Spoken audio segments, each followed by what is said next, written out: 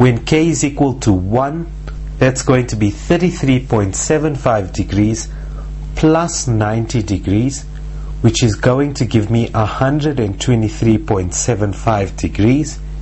123.75 degrees is going to come over here, 123.75 degrees, because remember that this is the point 120. So we haven't yet found the solution for that. We are going to.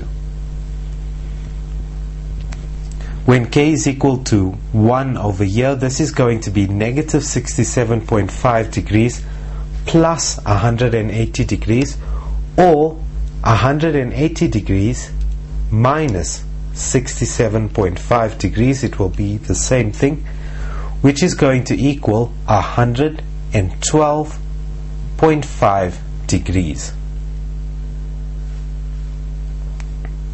When k is equal to negative 1, this is going to be 33.75 degrees minus 90. 33.75 degrees minus 90 degrees is equal to negative 56.25 degrees. So that is the point negative 56.25 degrees. That's when k is equal to negative 1 over there. When k is equal to negative 1 over here, this is going to be negative 67.5 degrees minus 180 degrees, which is going to take us past negative 180, so we are not interested in that. When k over here is equal to negative 2, that's going to be 33.75 degrees minus 2 times 90, or minus 180, which is going to give me negative 146 degrees 0.25, negative 146.25 degrees.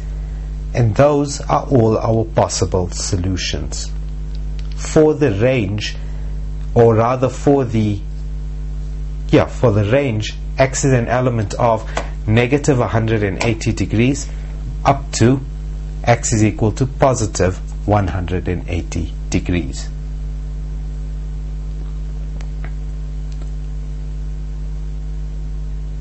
The next question asked, when is f of x greater than g of x?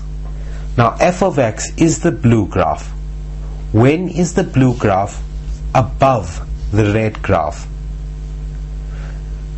Starting from our left, we can see that it's from negative 180 degrees. I'm going to do this in red. So when is f of x greater than g of x? Remember, this time it's now greater than, not greater than or equal to. That means that it's from negative 180 degrees. X is greater than or equal to negative 180 degrees, but less than negative 146.25 degrees, or from negative 67.5 degrees. X is greater than up until the point negative 56.25 degrees, or x is greater than 33.75 degrees but less than 112.5 degrees.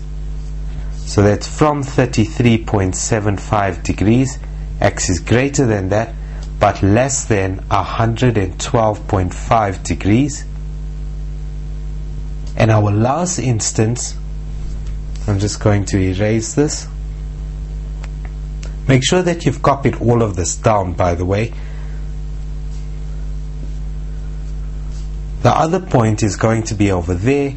From x is greater than 123.75 degrees but less than or equal to 180 degrees. Now it can equal to 180 degrees because it can be that point. The graph f of x is greater than g of x at 180 degrees. The reason it can't be equal to 123.75 degrees or any of these other points is because that is where the two graphs are exactly equal to each other. The next question I asked was, when is f of x and g of x decreasing at the same time? For which x values? Well, let's start by looking at the f of x graph. We know that the f of x graph is decreasing from there right up until there. That's when the f of x graph is decreasing. In that space, where is the g of x graph decreasing? The g of x graph is decreasing from there till there. So when both of these graphs are decreasing, lies between the points x is equal to negative 120 degrees all the way up until x is equal to negative 60 degrees. From there to there, both graphs are decreasing. It cannot equal to negative 60 or negative 120 degrees. The reason it can't equal those 2 points is because that's where the graph is 0 and not necessarily decreasing or increasing. Where else is f of x decreasing? F of x is decreasing from that point till that point. Is g of x also decreasing on that interval? Yes, it is. So it will be from that point all the way up until that point. That peak occurs at 135 degrees. So x is greater than 135 degrees but less than 180 degrees. The reason it's not less than or equal to 180 degrees is because that's the turning point of g of x. So at 180 degrees, f of x is still decreasing, but g of x is starting to turn. That means that for the last option, when f of x and g of x are both decreasing, there's only 2 possible solutions. And that brings us to the end of this fairly tricky tutorial. Make sure that you understand everything we have done today. It is a fairly complex section and usually counts a lot of marks. Go through the exercise that I left for you in the workbook before progressing on to the next tutorial titled 2D and 3D triangles.